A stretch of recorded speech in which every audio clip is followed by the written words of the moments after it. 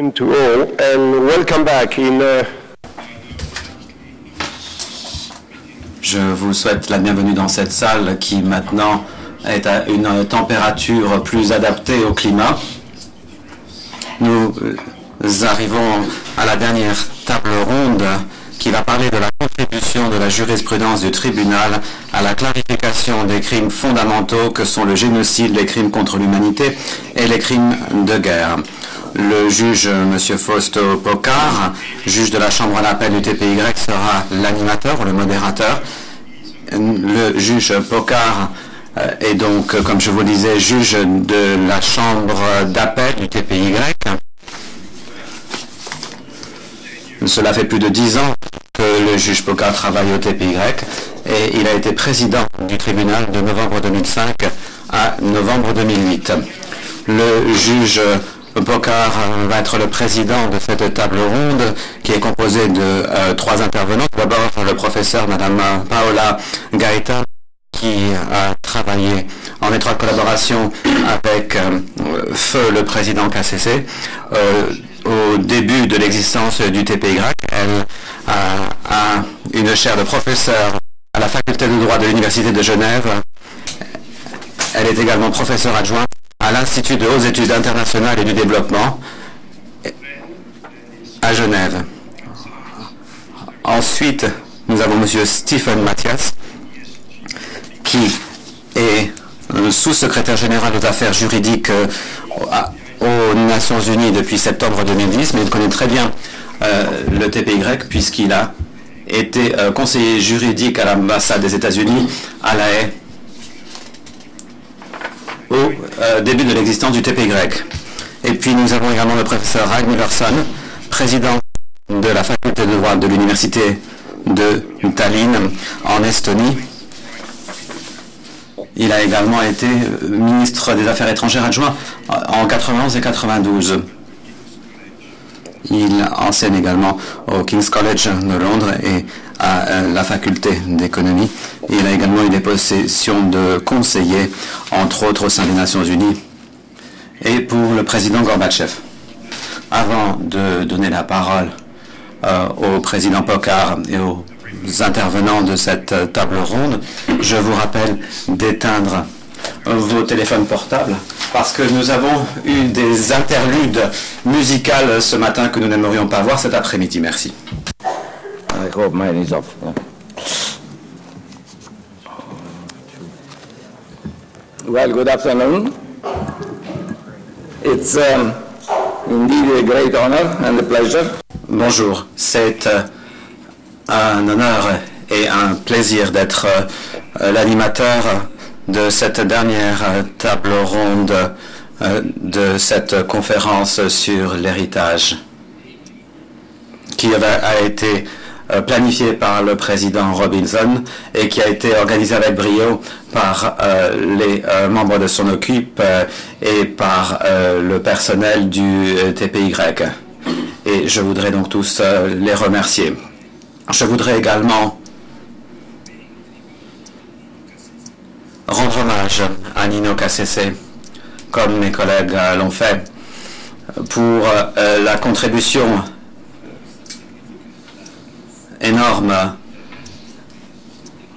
au sein du droit pénal international et des instances judiciaires pénales internationales. Ce matin, on nous a déjà parlé du rôle qu'il avait joué et nous entendrons plus d'éléments à ce sujet lors de la cérémonie qui suivra cette conférence au Palais de la Paix.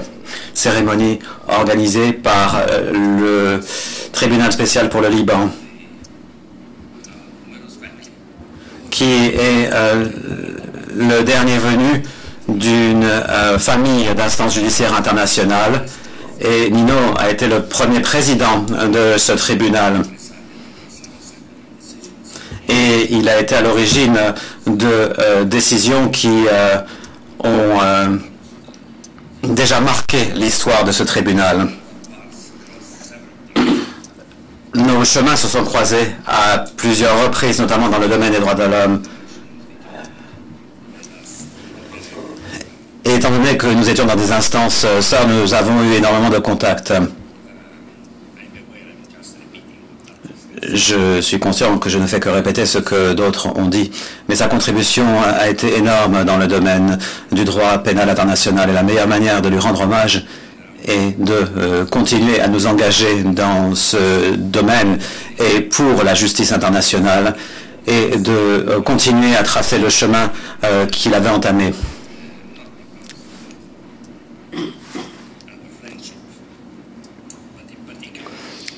Nino Cassese était un ami, mais j'ai également eu le privilège d'être son successeur au TPY lorsqu'il a démissionné au début de l'année 2000. C'est un privilège, mais c'est en même temps une énorme responsabilité. Ce n'était pas une mince affaire que de reprendre le flambeau et de remplacer Nino au sein du TPY. C'était une gageure. Et d'ailleurs, c'est pour cette raison que j'ai failli refuser cette nomination. Mais il m'a beaucoup encouragé et par conséquent a mis à bas toutes mes hésitations. Et j'ai pu compter sur lui également lorsque j'avais besoin de conseils. Et lorsqu'il m'a encouragé, il a...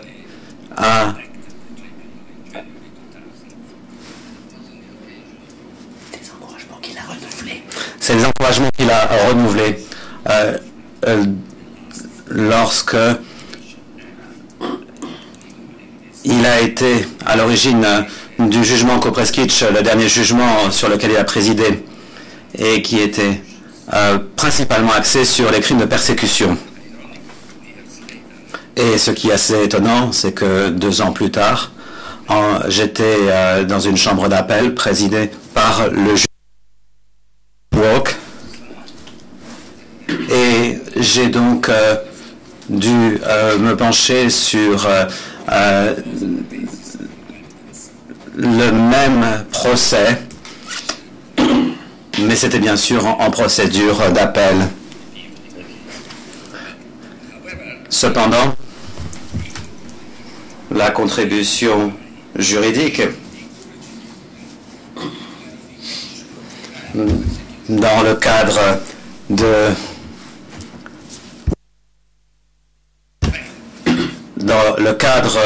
du droit pénal international continue à constituer la base de la définition d'un crime qui est tout particulièrement important au vu de l'héritage que laissera le TPY, parce que c'est le crime qui restera comme celui qui définit le plus les procès au sein du TPY. On a dit que la persécution représente pour le TPY ce que le génocide représentait ou représente pour le TPIR, à savoir le crime qui revient dans la plupart des procès dont se connaît le tribunal pénal international pour l'ex-Yougoslavie, notamment dans l'affaire Kopreskić. Le jugement en première instance a donné la position du tribunal sur un aspect très complexe, à savoir l'identification des actes qui sous-tendent le crime de persécution. Le statut du tribunal a repris la charte de Nuremberg, donc les crimes principaux sont ceux qui étaient déjà mentionnés dans la charte constitutive du tribunal de Nuremberg. Pour ce qui est de la persécution, la charte du tribunal de Nuremberg stipulait que la persécution devait être commise en association avec la commission d'un autre crime. Et le problème au niveau du TPY était de décider si, à l'aune du droit coutumier international, on pouvait toujours considérer cela comme étant la règle. Donc l'association à un autre crime qui tombait sous le coup ou sous la compétence du TPY a été rejetée dans l'affaire Kopreskić. Le jugement précise que compte tenu de l'évolution du corpus législatif depuis Nuremberg, le crime doit être composé de l'intention et doit prendre en compte également les droits fondamentaux qui sont ancrés dans le droit pénal international coutumier. C'est ce qui figure dans le jugement en Kupreskic. Cela signifie que les crimes ne sont pas uniquement ceux qui figurent dans les statuts du TPY, mais également d'autres crimes qui iraient en violation des droits fondamentaux, tels que par exemple les droits économiques, sociaux, humiliation, harcèlement sexuel, ainsi que abus psychologiques. L'importance de cette définition élargie est également liée à ces rapports qu'il y a entre le droit humanitaire et le droit coutumier, puisque ces crimes ont été commis dans des conditions où d'autres crimes sont commis, des crimes contre l'humanité, et avec une intention discriminatoire. Et ceci donc montre d'une certaine manière comment le TPY a contribué à combler le fossé entre les deux courants de pensée du droit pénal international, droit pendant les périodes de paix et droit pendant les périodes de guerre. Et c'est ce qu'on appelle maintenant le droit international humanitaire, ainsi que le droit international de manière générale. Et ceci pourrait être à l'avenir ce qu'on pourrait considérer comme la définition du TPY, mais il faudra encore évaluer tout cela, étant donné que dans les statuts de la CPI, on a fait marche arrière dans le domaine du crime de persécution.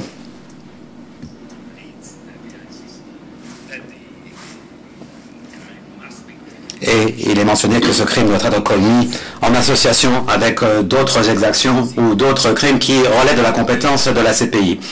Donc il s'agit de savoir si ceci sera la position de la CPI ou pas. Il faudra évaluer ceci à la longue. Comme vous le savez, la CPI, en vertu du statut de Rome, ou du moins dans une certaine mesure,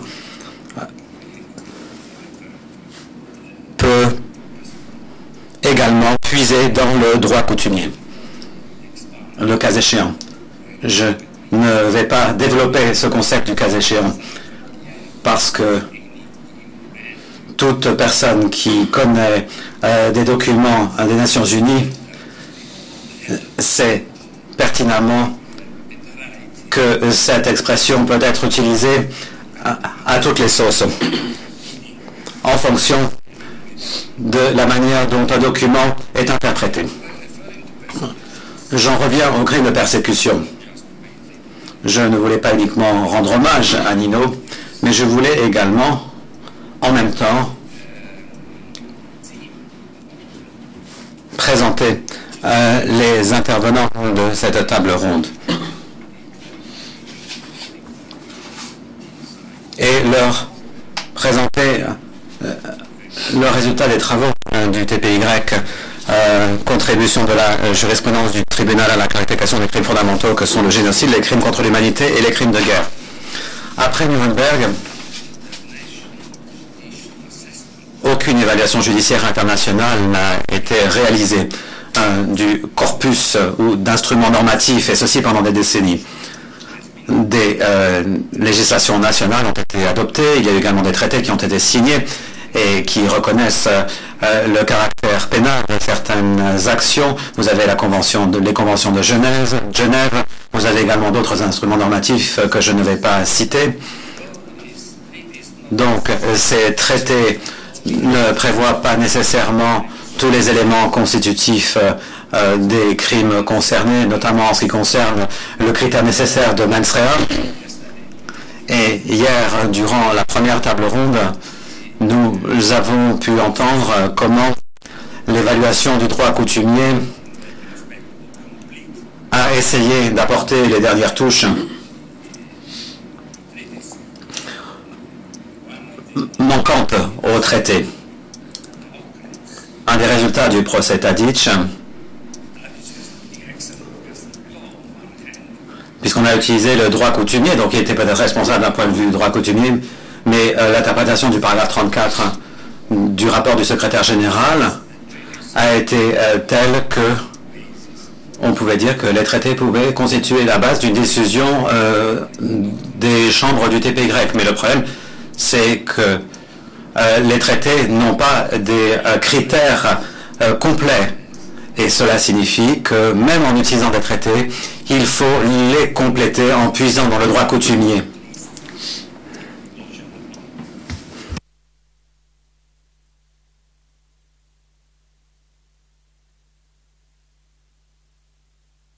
Lorsque je me suis préparé à cet exercice,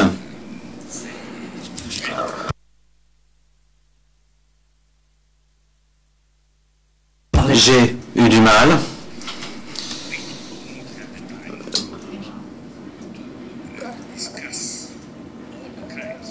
à déterminer ce que nous devions aborder parce que nous n'aurons pas le temps d'aborder tous les crimes. Le titre parle donc de la clarification des crimes fondamentaux, donc il y a le génocide, les crimes contre l'humanité, les crimes de guerre.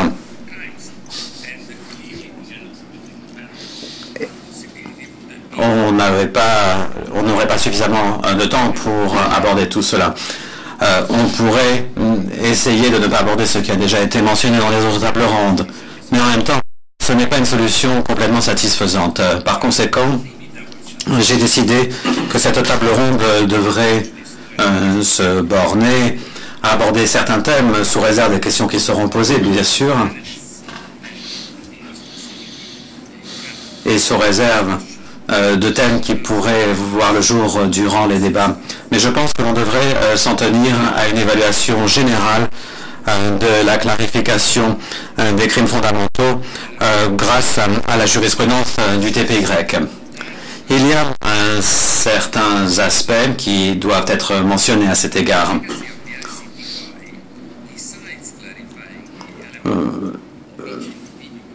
Mis à part la clarification des différents éléments constitutifs des crimes, le TPY pourra jouer d'autres rôles.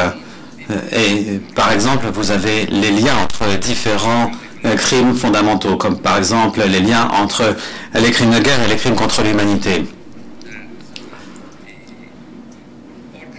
On sait très bien que les crimes contre l'humanité et les crimes de guerre étaient dès les deux parts très connus, très reliés, si on l'interprète. La Charte de Londres explicitait que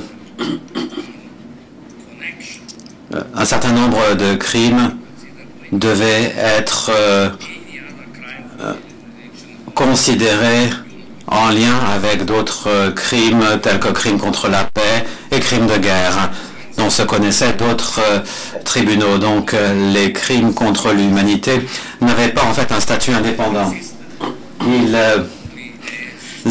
n'existaient que dans la mesure où ils étaient liés aux deux autres catégories de crimes, crimes d'agression et crimes de guerre.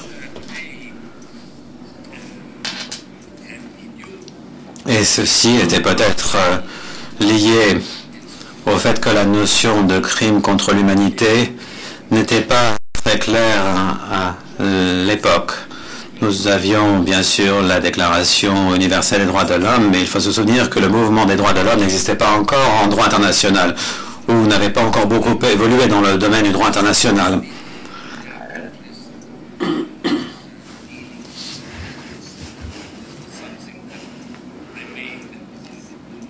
Et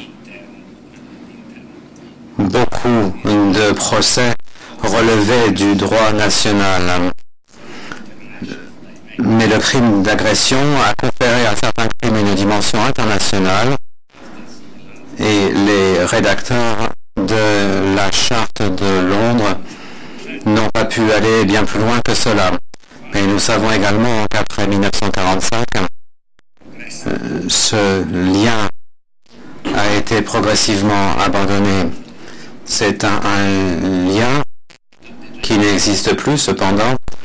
Le statut du tribunal conserve ce lien dans une certaine mesure puisque les crimes contre l'humanité donnent compétence au tribunal seulement si le crime est plus ou moins lié à la guerre. Le lien qui avait donc été établi à Nuremberg a été conservé. C'était un choix qu'a exercé le tribunal de conserver ce lien ou de ne pas le conserver. Et en l'occurrence, il a été conservé. Il est intéressant de voir que dans la décision Tadić, on fait toujours référence à cette décision Tadić parce qu'elle reprend plusieurs éléments. Et les juges ont décidé de faire un distinguo entre les crimes contre l'humanité et les crimes de guerre, et de faire un distinguo très clair. C'est intéressant également de remarquer que dans la décision Tadić, cela semble évident. Nous n'allons pas consacrer trop de temps à cela, mais des exemples sont donnés, des exemples de législation qui ont été votées ou adoptées au niveau international entre 1945 et les années 90. Vous avez la Convention contre le génocide. Vous avez également une définition sur le Conseil de contrôle de 1945. Vous avez la Convention concernant qui parle du crime d'apartheid. Mais ceci donc est évident dans le droit coutumier, à savoir que le crime contre l'humanité n'a pas besoin de lien, même si cette déclaration est faite en rapport avec des conflits internes. Mais il est intéressant de remarquer que cette décision considère que les crimes contre l'humanité sont bien distincts des crimes de guerre.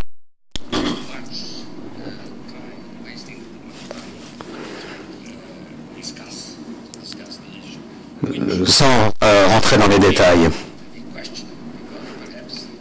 Et d'ailleurs, ceci pourrait être remis en question parce qu'une analyse plus poussée aurait pu être importante à mener. Mais il est évident que, une fois que le critère est un critère qui existe, il faut l'utiliser. Et c'est la raison pour laquelle la décision a été prise dans ce sens dans l'affaire Tadić. Nous n'allons pas rentrer dans des conjectures pour savoir pourquoi le Conseil de sécurité a conservé ce lien, alors que, d'après la décision Tadić, ce serait peut-être déjà abandonné dans le droit coutumier. Peut-être que le Conseil de sécurité a décidé qu'il devait agir en vertu du chapitre 7 et a essayé d'être prudent. Et compte tenu du conflit en ex-Yougoslavie, c'était clair que cela relevait du chapitre 7. Sinon, bien sûr, le Conseil de sécurité n'avait pas la compétence de faire cela. On pourrait également partir d'un point de vue des droits de l'homme en disant que des violations patentes des droits de l'homme sont par définition une menace à la paix et par conséquent on revient au chapitre 7. Mais peut-être que le Conseil de sécurité souhaitait être aussi prudent que possible. Mais on pourrait se demander quelles étaient les raisons qui ont motivé la décision des rédacteurs. Pour revenir à la liste des crimes fondamentaux, à Nuremberg, nous avions donc 3 catégories de crimes. Les crimes de guerre, les crimes d'agression, et compte tenu des liens que j'ai mentionnés qui devaient être, donc qui étaient avec la guerre, ces crimes portaient sur l'utilisation in bello ou ad bello, c'est-à-dire donc lié aux lois régissant la guerre. Le TPY n'a joué aucun rôle en ce qui concerne le crime d'agression, puisque ceci n'a pas été considéré comme une catégorie de crime contre la paix au sein du tribunal. Mais le génocide a été couvert. Et ce concept de génocide a d'ailleurs été défini après Nuremberg. sur la base de la jurisprudence établie durant Nuremberg. Et les crimes contre l'humanité étaient donc un crime distinct. Et cette séparation a été d'ailleurs remise en question par des penseurs, par des chercheurs, par des universitaires, y compris ceux qui participent à cette conférence. Et d'ailleurs, je souhaiterais rappeler la contribution du TPY pour la précision des critères qui régissent le crime de génocide. Le génocide, comme je disais, était en fait plus défini par la jurisprudence du TPIR, mais le TPY a également contribué à la précision de ce crime. Je ne peux pas faire référence à toutes les affaires parce que dans certains cas, il y a encore des procès en appel qui n'ont pas été conclus, mais je ne peux parler que des affaires qui ont été jugées jusqu'en appel, comme par exemple l'affaire Kostich. Et je souhaite rappeler l'importance de la précision qui a été établie pour déterminer quand un génocide avait été commis et qui est donc d'une destruction en partie d'un groupe au sein d'un pays. Et la précision qui a été apportée par le tribunal pour définir le groupe ciblé, pas par rapport à sa taille, mais également par rapport à la nature emblématique au vu de toute la population. Et également par rapport à l'intention également de détruire en partie ce groupe. Et ceci est vraiment très important parce que c'est une contribution très importante. Il n'y a pas eu, c'était le premier procès. Il n'y en aura peut-être ni avant, il n'y en a pas eu avant et il n'y en aura peut-être pas après. Donc c'est une décision unique qui est imputable à la Chambre de première instance, mais également à la Chambre d'appel, et qui est en fait importante pour l'héritage du TPY. Ce que je souhaiterais dire maintenant, après avoir parlé donc du crime de génocide,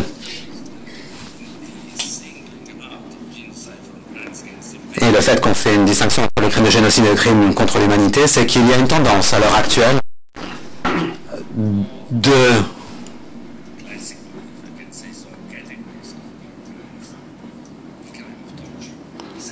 retirer des catégories classiques le crime de torture. Et c'est une question que je pose aux intervenants, je ne vais pas y répondre moi-même. Est-ce que la jurisprudence du TPY, qui s'est connue du crime de torture, a contribué à cette tendance à envisager la torture comme un crime distinct? Et que donc le crime de torture a un statut indépendant par rapport au crime de guerre ou au crime contre l'humanité? Ou est-ce qu'au contraire, la jurisprudence ne va pas dans cette direction, même s'il y a des études qui semblent aller dans cette direction, dans ce contexte de différentes catégories de crimes?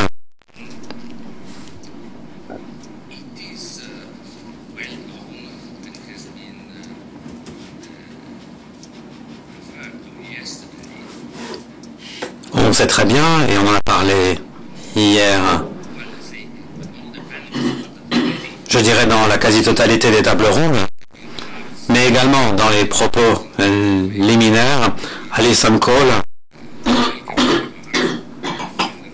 a parlé des crimes liés au genre.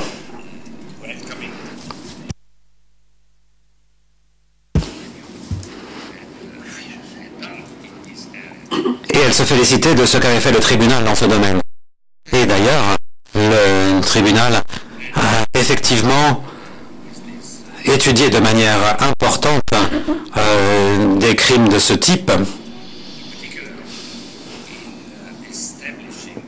et notamment pour déterminer que les crimes liés au genre devaient être considérés de manière indépendante par rapport à d'autres crimes tels que les crimes contre l'humanité ou crimes de guerre. Ces crimes liés au genre tombent sous la catégorie du crime de guerre ou du crime contre l'humanité, mais en même temps, ces crimes liés au genre ne devraient pas être absorbés dans la commission d'autres crimes. Et même dans l'article 3 de la Convention de Genève, on pourrait penser le contraire. Le TPY a certainement contribué à l'évolution de la définition des crimes en fonction des catégories, notamment des crimes liés au genre. Il y a une décision qui a été mentionnée très souvent hier. Dans l'affaire Kunaras,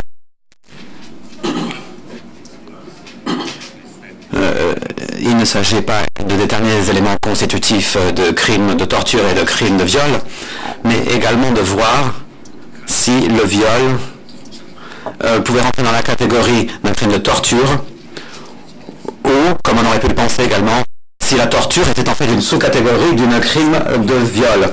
Donc, si en fait on se connaissait d'un ou de deux crimes qui étaient liés l'un à l'autre, avec bien sûr le même comportement.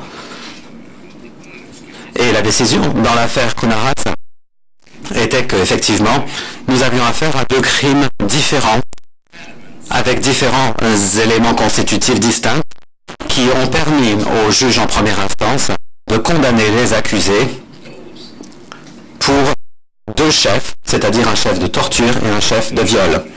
Et ceci montre bien que l'opinion était que le crime de viol devrait être distinct d'autres crimes qui avaient été commis.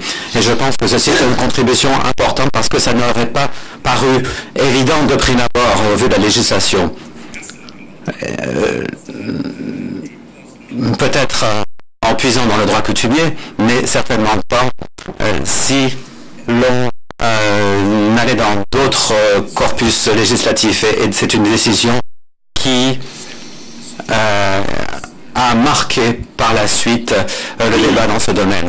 Mais je voudrais donc poser une question aux intervenants de cette table ronde, la même question que je pose en ce qui concerne la torture.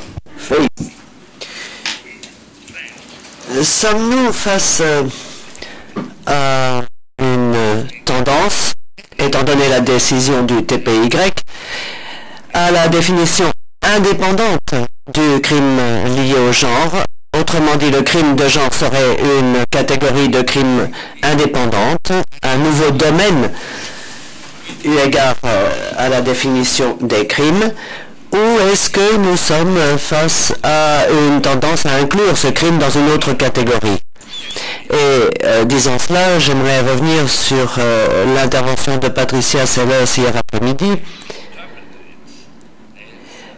que j'ai interprétée pour ma part comme étant l'expression d'une position selon laquelle, en fait, les crimes liés au genre constituent une catégorie indépendante et doivent donc être considérés comme distinctes de toute autre catégorie criminelle. Je ne sais pas si mes collègues partageront mon interprétation.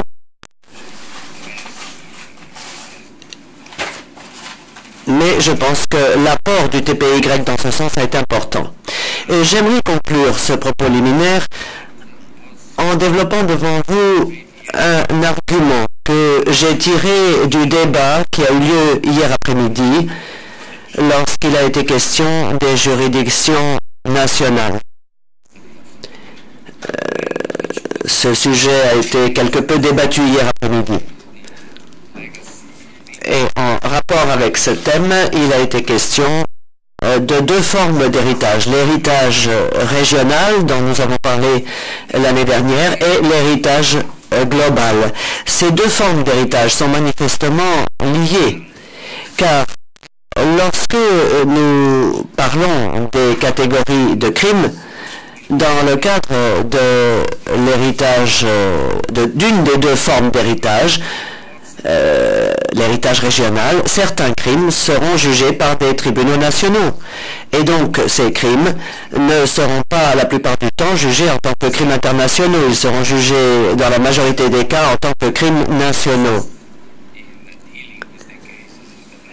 Puisque ces tribunaux auront largement tendance à insister sur la nécessité pour ces crimes d'être jugés dans un cadre national. Mais à long terme, les juridictions nationales seront amenées à appliquer à ces crimes le droit international, avec comme précédent un recours à la jurisprudence internationale. Je parle là donc d'une prise en compte de la jurisprudence internationale à long terme, aussi bien sur une base régionale que sur une base globale. Mais il existe un certain nombre de cas dont ont eu à connaître le TPY et le TPIR, qui ont un lien également avec d'autres juridictions. Et le fait que ces juridictions nationales, juridictions régionales finissent par s'étendre pour devenir des juridictions internationales constitue à mes yeux un élément très important de l'héritage de notre tribunal. Et la CPI d'ailleurs va actuellement dans le même sens. En effet, il est devenu possible de montrer qu'il doit y avoir interaction entre les juridictions nationales et les juridictions internationales, non seulement du point de vue du renvoi des affaires des unes aux autres, mais également du point de vue de l'assistance qui peut être apportée par les tribunaux internationaux et des tribunaux nationaux. Ce qui relève de la première responsabilité eu égard au jugement de crimes qui sont jugés par des instances nationales, mais peuvent bénéficier de l'aide de la jurisprudence internationale. Je crois que je vais m'arrêter ici. Merci, Monsieur le Président. Vous venez d'évoquer un grand nombre de sujets. Il est donc très difficile de prendre la parole après vous. Mais ce dernier aspect dont vous avez parlé dans votre intervention est bien entendu d'une très grande importance. Et j'espère que nous verrons un nombre croissant de tribunaux nationaux qui appliqueront des décisions émanant de tribunaux internationaux. Je crois que d'ailleurs cela a déjà été le cas aux États-Unis, qui se sont appuyés dans certaines affaires sur la jurisprudence du TPY. Je tiens à remercier les organisateurs de cette conférence pour m'avoir invité, et je m'efforcerai, selon la promesse que j'ai déjà faite, de ne pas parler trop vite, et je m'exprimerai en anglais. Parmi tous les sujets que vous venez d'évoquer, j'ai décidé de me concentrer sur la torture et sur le fait de savoir pourquoi la jurisprudence du TPY a beaucoup apporté à la jurisprudence générale en matière de torture. J'aimerais me concentrer en particulier sur la question de savoir si, oui ou non, contrairement à la Convention sur la torture, qui fait de la torture un crime en soi, la définition possible de la torture en tant que crime distinct au terme du droit coutumier international impliquerait des critères particuliers. Et l'apport très important du TPY en la matière est à rechercher dans l'affaire Kunaratz, qui a été évoquée à plusieurs reprises hier, et elle a été également aujourd'hui à l'instant par le président. Pourquoi est-ce que j'ai décidé de me concentrer sur ce sujet particulièrement épineux? Eh bien d'abord parce que j'ai écrit un article à ce sujet, et donc cela me rendait la tâche un peu plus facile, mais aussi parce que je pense véritablement que ce sujet est très important pour trois raisons principales. Premièrement, le fait que dès lors que l'on traite de la question de la torture et que l'on essaye de définir si oui ou non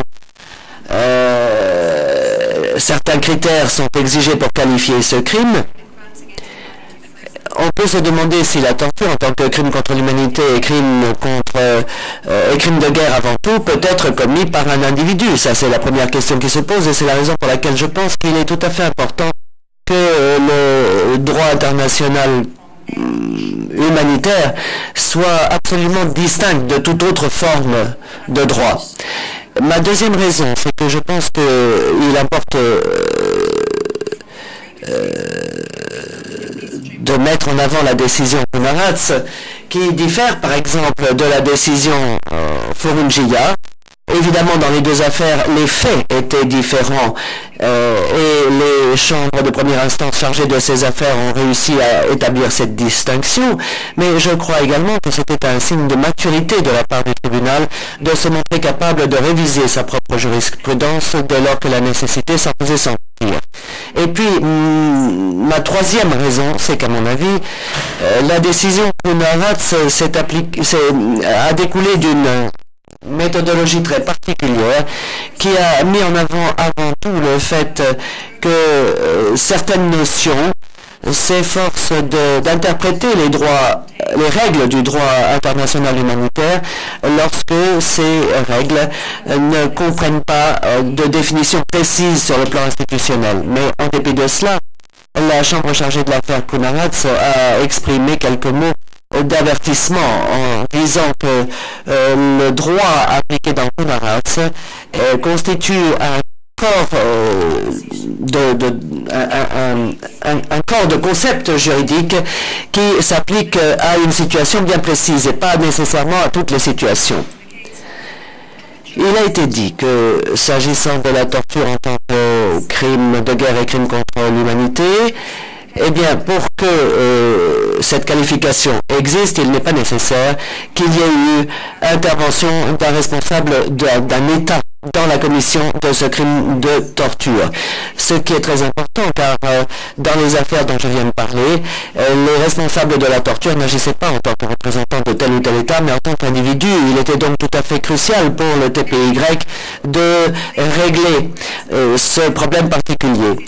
Dans l'affaire Kunaratz, le jugement date de 2001 et ce jugement a donc eu un pouvoir d'autorité sur les décisions prises par la CPI en matière de qualification des crimes et en particulier en matière d'abandon de ce critère de l'intervention étatique pour que soit autorisée la définition et la qualification de crime de torture.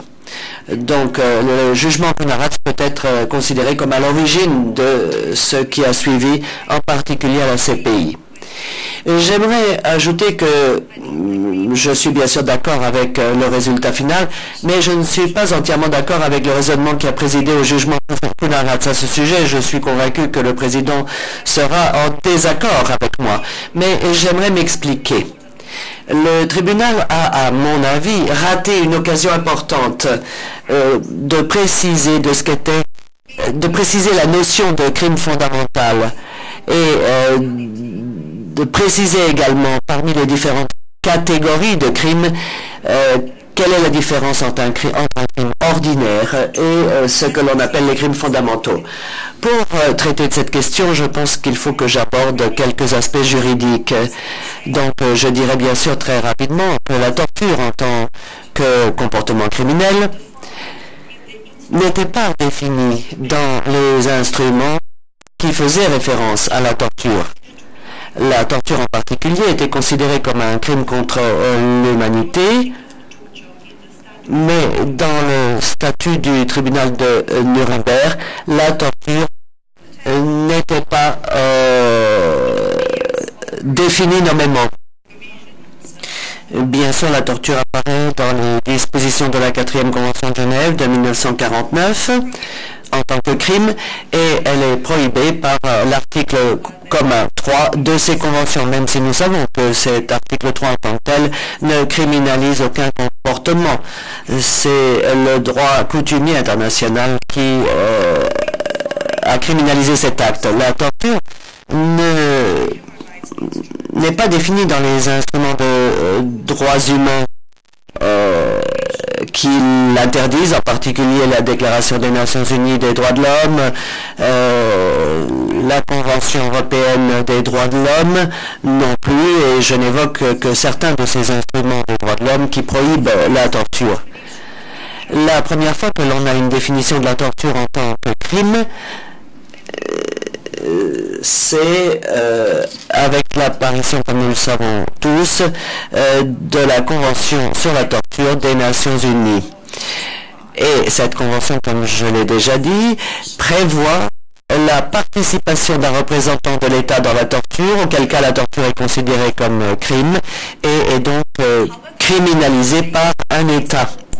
Mais la jurisprudence relative aux droits humains a adopté une position différente. Et lorsque les instances chargées des droits humains, comme le Comité des Nations Unies ou la Cour européenne des droits de l'homme, s'est vue contrainte de préciser la notion de torture et le crime de torture dans des traités pertinents, ces instances ont établi de la façon la plus claire qui soit que la prohibition de cet acte n'exigeait pas qu'il y ait participation d'un représentant étatique. Même si, bien entendu, un État peut être considéré comme responsable au terme des traités de droits humains pour la commission de cet acte de torture par un individu,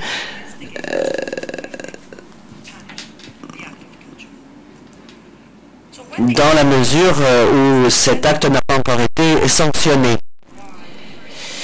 Le TPY s'est penché sur la question dans l'affaire Del Aliche d'abord, puis dans l'affaire Furungia, où un des accusés était accusé de torture en tant que crime de guerre. Donc le TPY a dû vérifier si les éléments qualifiant le crime de torture étaient présents ou pas. Les actes de torture pris en compte, la Convention sur la torture est bien sûr un traité relatif aux droits de l'homme, mais c'est un type assez particulier de traité, car tout comme les Conventions de Genève, il s'agit d'un traité dont le but principal est de défendre les droits humains par le truchement d'une sanction pénale. Et bien sûr, dans la Convention sur la torture, on trouve la définition de la torture en tant que crime, autrement dit comme étant l'acte commis par un individu qui engage sa responsabilité pénale individuelle. Mais le jugement Kunaratz a une position différente pour les raisons que j'ai déjà expliquées, car les personnes en question ne pouvaient pas être considérées comme responsables du crime de torture puisqu'elles n'étaient pas des représentants de l'État. J'ai déjà dit que je suis tout à fait d'accord avec le résultat final de la décision Kunaratz, mais que j'ai eu quelques peines à suivre le raisonnement qui a mené à ce jugement. En effet, il est stipulé dans cette décision, ce raisonnement est très complexe, donc vous m'excuserez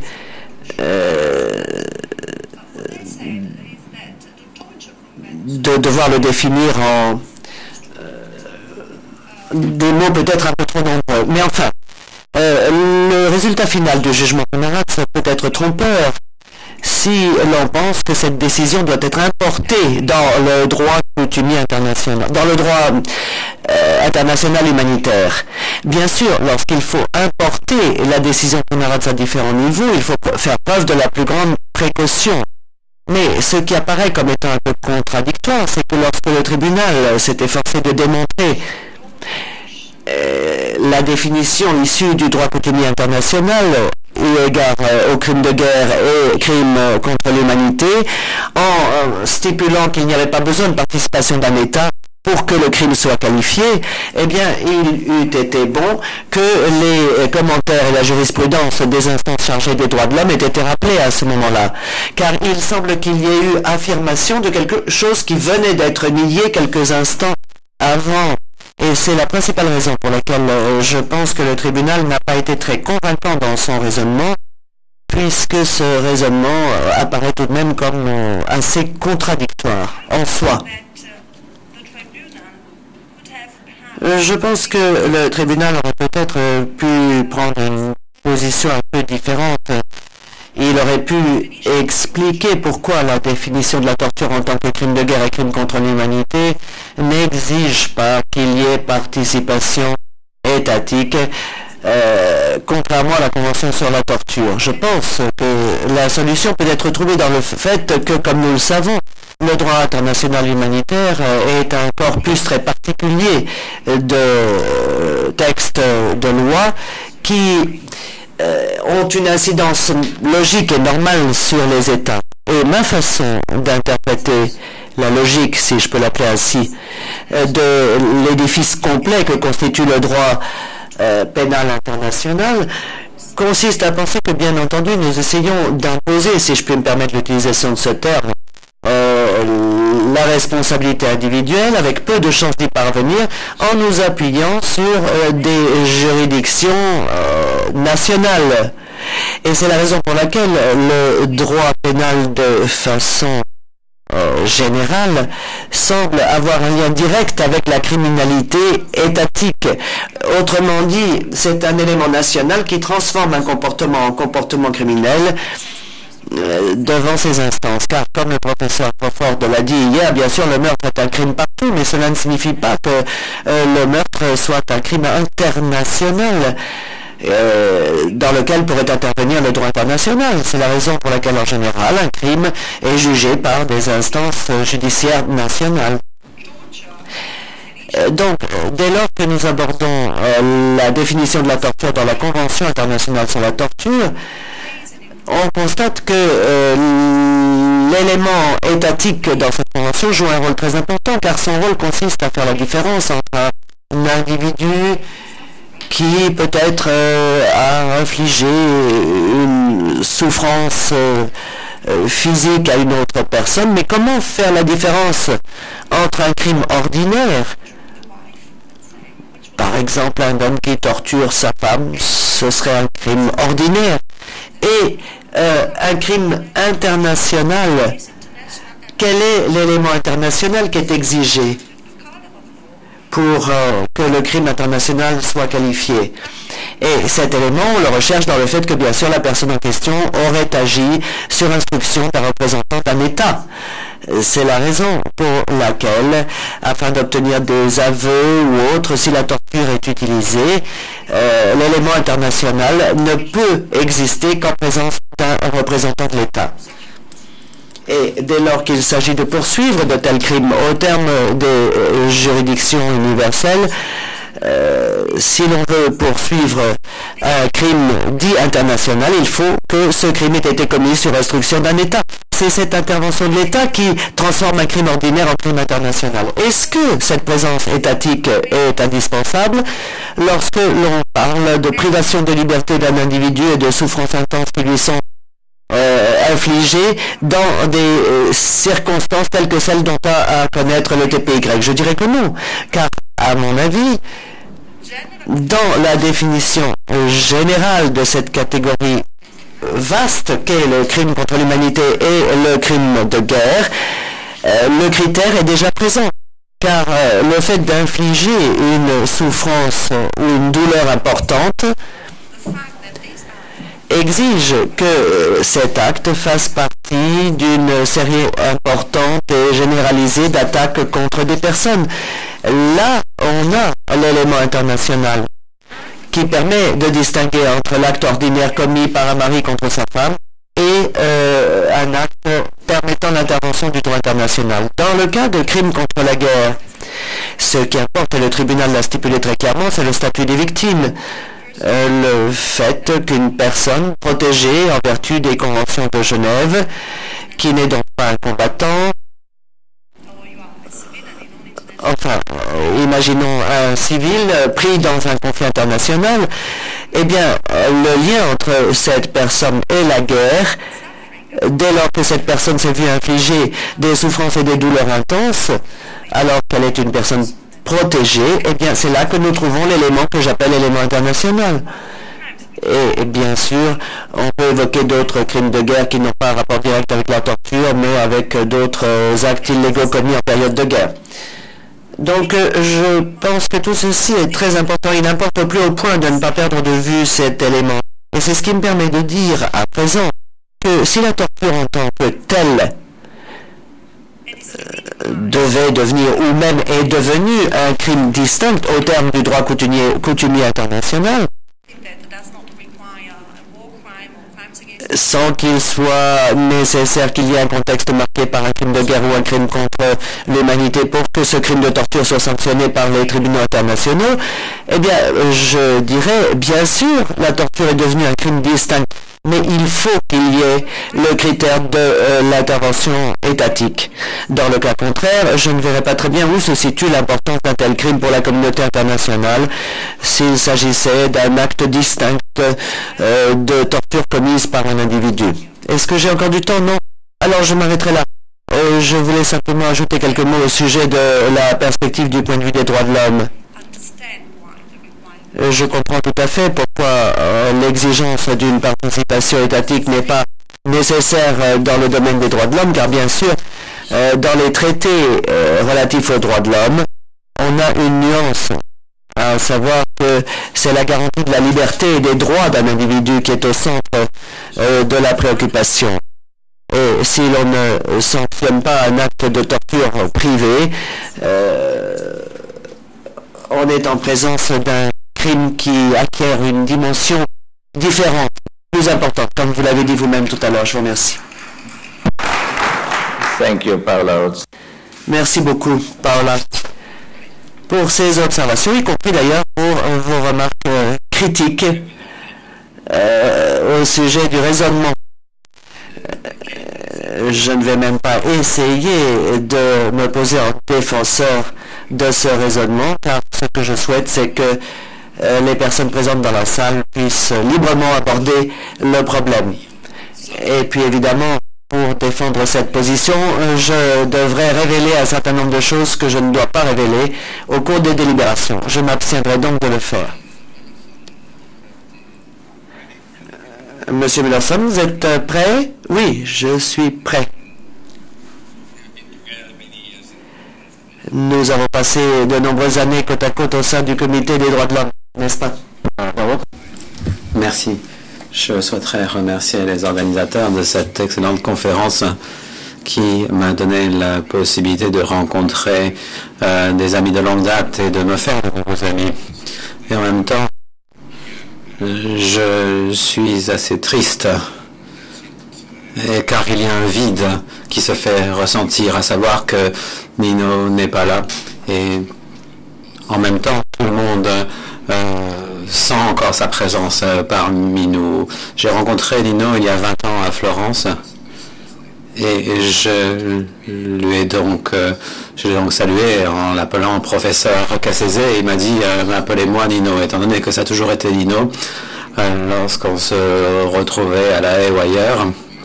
Et d'ailleurs la dernière fois nous nous sommes rencontrés pas par accident en Italie, pas à Florence mais à Naples, et on s'appelait toujours Nino Imap. Donc je suis triste d'être ici à La Haye sans la présence de Nino.